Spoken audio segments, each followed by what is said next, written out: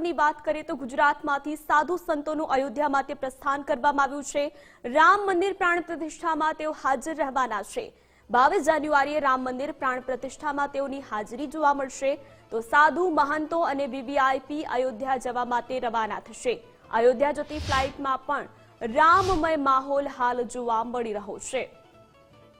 તો સમગ્ર દેશ રામમય બન્યું છે। ગુજરાતમાંથી સાધુ સંતોનું અયોધ્યા માટે પ્રસ્થાન કરવામાં આવ્યું છે। રામ મંદિર પ્રાણ પ્રતિષ્ઠામાં આ સાધુ સંતો અને અનેક મહાનુભાવોની ઉપસ્થિતિ 22 જાન્યુઆરીએ જોવા મળવાની છે। 22 જાન્યુઆરીએ રામ મંદિરની પ્રાણ પ્રતિષ્ઠા થવાની છે। તેની સમગ્ર તૈયારીઓ છે તે કરી લેવામાં આવી છે। સાધુ મહંતો અને વીવીઆઈપી અયોધ્યા જવા માટે રવાના થવાના છે। અમુક લોકો અયોધ્યા ખાતે પહોંચી પણ ચૂક્યા છે। આજના પ્રસંગે એટલો બધો હર્ષ છે, આનંદ છે। 500 વર્ષની તપસ્યાનો એક બહુ જ સુંદર સુખદ એવો અંત આવી રહ્યો છે અને દિવાળી કરતાં પણ અધિક આનંદ 14 વર્ષના વનવાસ પછી ભગવાન રામ પુનઃ અયોધ્યામાં પધાર્યા હતા એવો આનંદ આજે સર્વત્ર છવાઈ રહ્યો છે અને અમે તેના સહભાગી થવા માટે જઈ રહ્યા છીએ એટલે હૃદય ખૂબ જ હર્ષપુલકિત છે। આજના ઉત્સાહ અપરંપાર ઉત્સાહ છે। સમગ્ર ભારતના હિન્દુ સમાજના નહીં બલકે વિશ્વભરમાં વસતા દરેક ભારતીય માટે ગૌરવનો વિષય છે અને 500 વર્ષના કલંકિત ઇતિહાસ લોહિયાળ ક્રાંતિના અંતે આજે સફળતા મળી છે ત્યારે સૌ હર્ષથી પુલકિત છે। ભગવાન રામલલ્લા પુનઃ પ્રતિષ્ઠિત થઈ રહ્યા છે ત્યારે ખરેખર દેશ અને દુનિયામાં ખૂબ આવકારનું ઉમળકાનું વાતાવરણ છે। અમે સૌ સંતો અમારી જાતને પરમ પવિત્ર અને ધન્ય સમજીએ છીએ એટલા માટે કે આ પળના સાક્ષી બનવા અમે જઈ રહ્યા છીએ। ઉત્સાહની તો કોઈ સીમા જ નથી। એક નવો જન્મ થઈ રહ્યો હોય એવો એક ઉમંગ ઉત્સાહ છે। સમગ્ર હરિપ્રબંધ પરિવાર દુનિયાના દરેક સેન્ટરમાં ખૂબ ઉમંગથી આ દીપોત્સવ નૂતન વર્ષ તરીકે મનાઈ રહ્યું છે। સમગ્ર ગુજરાતમાં નહીં, ભારત વર્ષમાં નહીં, પણ ન્યૂજર્સીમાં, શિકાગોમાં, એટલાન્ટામાં, લોસ એન્જલસમાં અનેક જગ્યાએ આની રેલીઓ કાઢીને આનો ઉત્સવ તરીકે અભૂતપૂર્વ રીતે મનાઈ રહ્યા છે। અને જે સૌથી આનંદની વાત એ છે કે રામલલ્લાની પ્રાણ પ્રતિષ્ઠાના દિવસે અમને ત્યાં દર્શન કરવાનું સદભાગ્ય પ્રાપ્ત થશે। હજારો વર્ષની તપસ્યા પછી સનાતનનું જાગરણ અને એના જાગરણના દર્શન ભગવાન રામની પ્રતિષ્ઠા મહોત્સવ અને વિશ્વના હિન્દુ જાગરણના સંગઠનો અને વિશ્વ લેવલની સંસ્થાઓના સંતો મહાપુરુષોને જે અવસર મળ્યો છે એક આનંદનો અવસર છે। ફરી અવધમાં રામ રાજ્યને આખા દેશમાં અસર થાય અને નવી પ્રજાને નવી દિશા મળે અને ખૂબ આનંદ, ઉત્સાહ અને ઉલ્લાસભેર પ્રેમથી અમે બધા ત્યાં જઈએ છીએ અને ખૂબ પ્રેમ મળે। માનવતાવાદી અને સનાતનવાદીનો ખૂબ દર્શન થાય એવી અમે અપેક્ષાથી જઈએ છીએ અને આનંદથી જઈએ છીએ બધા। આજે અયોધ્યા જઈ રહ્યા છીએ અમે। ગુરુજી પણ સાથે છે અને ખૂબ આનંદનો દિવસ છે આજે। જો કે 22 તારીખે ભારતના અલગ અલગ પરંપરાઓના બધા સંતો ત્યાં ભેગા થવાના છે, પણ આજે અમારી ફ્લાઇટ અમદાવાદથી આજની છે। અમને ખૂબ ગૌરવ અનુભવીએ છીએ। સાધુ સંતોનો જમાવડો અમદાવાદ એરપોર્ટ અને અયોધ્યા જઈ રહ્યા છે ત્યારે સાધુ સંતો છે તેમની સાથે વાત કરીએ। મહારાજ સાહેબ, આપ ક્યાંથી આવો છો અને અયોધ્યા જઈ રહ્યા છો? કેટલી ખુશી છે આજે સનાતન ધર્મ માટે ફરી એક વખત દિવાળી અને પુનઃ પ્રાણ પ્રતિષ્ઠાનો મહોત્સવ 22 જાન્યુઆરી આવે? ખરેખર એવું લાગી રહ્યું છે કે રામજી ભગવાન ખરેખર આવી રહ્યા છે અને પૂરા ભારતમાં નહીં પણ વિશ્વમાં આજની તારીખમાં એક નવો જ માહોલ બન્યો છે અને બધા રામ ભગવાનને એક સતયુગ આવી રહ્યો એવી બધાની લાગણી થઈ રહી છે। અમે પણ ભગવાનના શ્રીચરણોમાં જઈ રહ્યા, અમને અપાર ખુશી છે। ભગવાને અમને આવો એક સદભાગ્ય અવસર આપ્યો એના માટે ભગવાનનો, સંતોનો, બધા ભગવતજનોનો બહુ બહુ આભાર કરીએ છીએ। 22 જાન્યુઆરીનો દિવસ સનાતની અને હિન્દુ ધર્મ માટે કેટલો મહત્વનો રહેશે? આ દિવસ આમ કહીએ ને તો આપણે એક કહેવત છે કે સોનાનો સૂરજ છે, આ ખરેખર સોનાનાથી પણ ઉપરનો સૂરજ છે જેની અંદર પ્રેમ, શાંતિ, કલ્યાણ, વિશ્વની શાંતિ માટેનો રસ્તો ખુલશે એવો અમને વિશ્વાસ છે અને એક નવી દુનિયાનો આગાજ થશે। એટલે એક સોનાનો સૂરજ એ ઉગવા ફરીથી 22 જાન્યુઆરીએ જઈ રહ્યો છે અને સનાતન અને હિન્દુ ધર્મ માટેનો આ પર્વ દિવાળી અને દિવાળીથી પણ વિશેષ ક્યાંક જોવા મળશે। કેમેરા પર્સન યજ્ઞ મોહન સાથે ઉમંગ રાવલ, ગુજરાત ફર્સ્ટ, અમદાવાદ. દુઃખ ભરે દિન બીતે રે ભૈયા અબ સુખ આયો રે, અને એના પછી સ્લોગન આવ્યું હતું.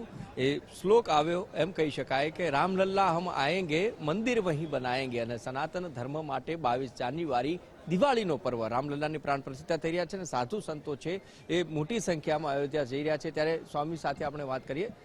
સ્વામી, જે રીતે ધર્મ અને સાથે જ રામલલ્લાનું પ્રાણ પ્રતિષ્ઠા મહોત્સવ 22 જાન્યુઆરીએ થવા જઈ રહ્યો છે, સાક્ષી બનવાના છો, સદભાગ્ય પ્રાપ્ત થયું છે, કેવી રીતે? સનાતન હિન્દુ ધર્માવલંબીઓની 500 વર્ષની સતત સંઘર્ષની ગાથાને અંતે આજે આપણે ધન્યભાગશાળી છીએ કે આપણને આજે ભગવાન શ્રી રામચંદ્રજીની પ્રોપર જન્મભૂમિ ઉપર નવનિર્મિત મંદિરની અંદર રામલલ્લાની મૂર્તિ પ્રતિષ્ઠા સંપન્ન થવા જઈ રહી છે. હર કોઈ હિન્દુઓના હૃદયની અંદર એક આનંદ છે, ઉલ્લાસ છે. અમે સવિશેષ ધન્યભાગશાળી છીએ કે આપણને આ ક્ષણ મળી છે. હિન્દુસ્તાનની આઝાદીના 75 વર્ષ પછી બહુમતી હિન્દુ જનમાનસને માટે આનંદ નો જો કોઈ પ્રસંગ હોય, જો ઘડી હોય 75 વર્ષ પછી, આઝાદી પછી, તો તે રામ જન્મભૂમિની ઉપર બની રહેલ ભગવાન શ્રી રામલલ્લાના નવ્ય ભવ્ય મંદિરની અંદર થવા જઈ રહેલ મૂર્તિ પ્રતિષ્ઠા મહોત્સવની ક્ષણ છે તે છે. અને એ ક્ષણના ધનભાગ થવા માટે જઈ રહ્યા છીએ. ત્યારે સ્વામી સંપ્રદાયના લગભગ 70-80 થી પણ વધુ સંતો આજે એક જ ફ્લાઇટની અંદર લખનૌ અમે લેન્ડ થઈએ છીએ. અને એ જે ધન્ય ક્ષણ છે, માનનીય પ્રધાનમંત્રી શ્રી નરેન્દ્રભાઈ મોદીના એક સબળ, સક્ષમ અને વિકાસની દ્રષ્ટિ સંપન્ન એના નેતૃત્વને કારણે આજે હિન્દુ જનમાનસ છે એની ધાર્મિક, આધ્યાત્મિક લાગણી, ભાવનાને સંપૂર્ણ રીતે પોષણ મળી રહ્યું છે. અને એમાં સંતોનો જે પ્રયાસ છે એ પ્રયાસનું આજે પરિણામ એટલે રામ જન્મભૂમિ ઉપર બનેલ નવ્ય ભવ્ય શ્રી રામ જન્મભૂમિ ભગવાન શ્રી રામલલ્લાનું મંદિર, અને એના આનંદમાં થઈએ જઈએ છીએ એટલે એનો આનંદ છે. પ્રશ્ન પૂછીશ, આપની દ્રષ્ટિએ રામ અને રામની ભક્તિ? રામ સિંધુ ગણ સજ્જન ધેરા ચંદન તરુહરિ સંત સમીરા. રામચરિત માનસના ઉત્તરકાંડની અંદર તુલસીદાસજી જે ચોપાઈ લખી છે, રામ છે એ તો વિશાળ સમુદ્ર છે, અને એની ભક્તિ, ભગવાનના ભક્તો છે એ જેમ સૂર્ય છે એ બાષ્પીભવન કરી અને લઈ જાય છે જળને, એવી રીતે ભગવાનની ભક્તિ છે. એના જે છાતણા છે એની એક આધ્યાત્મિક, ધાર્મિક, અલૌકિક અનુભૂતિ આંતરિક રીતે થતી હોય છે. એટલે ભગવાન રામ પ્રત્યેની ભક્તિ હર કોઈ વ્યક્તિના હૃદયમાં છે. એ બતાવવા કરતાં એ અનુભવવાની, અનુભૂતિની વસ્તુ છે. અને ભાવના આજે આપણે જનમાનસની અંદર આપ પણ જોઈ શકો છો. અને એ દ્રષ્ટિએ રામ અને રામની ભક્તિને આપ અલગ ન કરી શકીએ. રામ છે તો રામની ભક્તિ છે, ને ભક્તિ છે રામની તો રામ છે. એટલે બંને અવિચ્છિન્ન અંગ છે, અભિન્ન અંગ છે, એક સિક્કાની બે પહેલું છે. આપની દ્રષ્ટિએ રામ અને રામની ભક્તિ અને આજનું સૌભાગ્ય 22 જાન્યુઆરીના સાક્ષી? આપ જાણો છો એ રીતે વર્ષોની પ્રતીક્ષાને અંતે એમાં પણ છેલ્લા 500 વર્ષની લડાઈને કેટલા બધા કારસેવકો, એમના બલિદાનો, સાધુ સંતો, બજરંગ દળ, વિશ્વ હિન્દુ પરિષદ, RSS જેવા જે હિન્દુ સંગઠનો છે એમની મહેનત, અને ભારતીય લોકો અને ખાસ કરીને હિન્દુ સમાજ જેમની વર્ષોની પ્રતીક્ષા, એમની ભક્તિ, એનો પ્રેમ, એને લઈ અને આ એક ધન્ય ક્ષણ એ આપણી પાસે આવી રહી છે. ઘણા બધા લોકોએ જ્યાં સુધી ભગવાન રામ એની જન્મભૂમિએ મંદિર ન બને અને રામ બિરાજિત ન થાય ત્યાં સુધી અમારે અનાજ ન લેવું, ઘણા બધા લોકોએ મૌન રાખેલું. આવા જે નિસ્વાર્થ ભક્તિવાળા જે ભક્તો છે એમની ભક્તિનું સાકાર સ્વરૂપ એટલે 22 તારીખે ભગવાન રામ એમના જન્મસ્થાન ઉપર જે મંદિર તૈયાર થઈ રહ્યું છે એમાં બિરાજિત થવાના છે. એ તમામ લોકોની ભક્તિનું સાકાર સ્વરૂપ છે.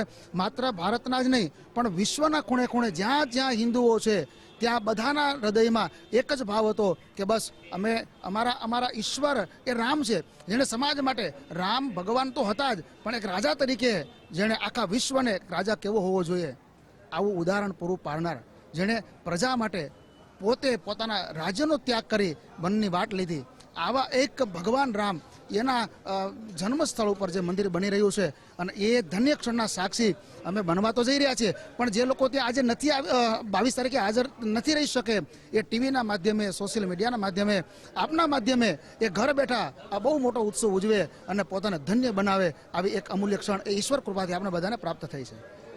એ રીતે ધન્ય ક્ષણ છે. સ્વામી, આપની દ્રષ્ટિએ રામ અને રામ છે એમને પૂજન, હાજી સ્વામી શું કહેશો? આપની દ્રષ્ટિએ રામ અને આજનું સૌભાગ્ય, રામની ભક્તિ? મર્યાદા પુરુષોત્તમ રામચંદ્રજી ભગવાનની ભક્તિ એ નિષ્કામ ભક્તિ યોગનો ઉપદેશ આપનાર ભક્તિ છે. વર્તમાન સમયની અંદર મર્યાદા પુરુષોત્તમ રામચંદ્રજી ભગવાને મર્યાદામય જીવન કઈ રીતે જીવવું એનો ઉપદેશ રામચંદ્રજી ભગવાને રામ રાજ્યના માધ્યમથી આપ્યો છે. 22 જાન્યુઆરીના દિવસે ભારત વર્ષની અંદર રામ રાજ્યની સ્થાપના થવા ત્યારે જઈ રહી છે. ત્યારે સમગ્ર ભારતવાસીઓને આ પ્રસંગની હૃદયપૂર્વકની ખૂબ ખૂબ શુભકામના સાથે સારું એ વિશ્વ અત્યારે રામમય બન્યું છે.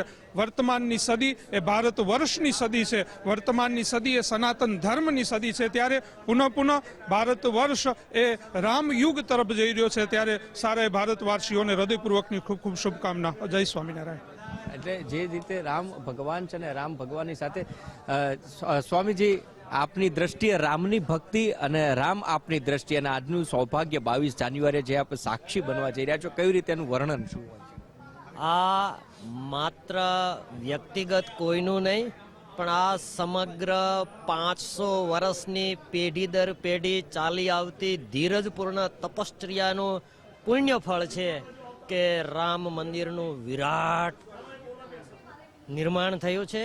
અને મંદિર જેટલું મહાન છે, વિશાળ છે, એટલો જ હિન્દુ સમાજના હૃદયમાં ભાવ છે.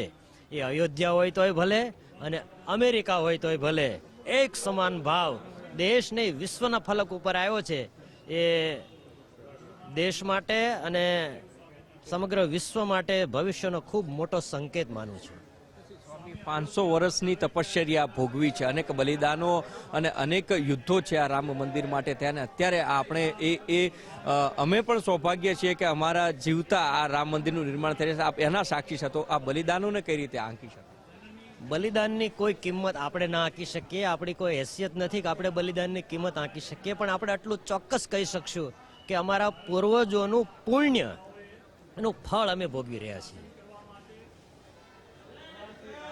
ગાંધીજીના બલિદાનને કે ચંદ્રશેખર આઝાદના બલિદાનની કિંમત નોબેલથી પણ ના આંકાય. એ બલિદાન છે, એ આસ્થા છે. આપણું નસીબ છે કે એનું પુણ્ય ફળ આપણા હાથમાં આવ્યું. આટલું જ કહીશ. જે રીતે આપ જોઈ શકાય છે કે તમામ સાધુ સંતો છે એક પછી એક અહીંયા આવી રહ્યા છે અને પોતે જે રામ મંદિરની અંદર ગયા છે, રામ મંદિરના જે આ રામલલ્લાના દર્શન કરવા માટે પ્રાણ પ્રતિષ્ઠા છે ત્યાં આગળ જવાના છે. અને તેને લઈને જે સૌભાગ્ય એમને પ્રાપ્ત થયું છે, સૌભાગ્યના સાક્ષી બનવા જ્યારે જઈ રહ્યા છે કે વિરાટ મંદિરનું નિર્માણ હિન્દુ સંસ્કૃતિ અને હિન્દુ સમાજ માટે જ્યારે થઈ રહ્યું છે, ત્યારે ભારત વર્ષની અંદર એનો અનેરો આનંદ અને ઉમંગ દેખાઈ આવે છે. કેમેરા પર્સન યજ્ઞ મોહન સાથે ઉમંગ રાવલ, ગુજરાત ફર્સ્ટ, અમદાવાદ.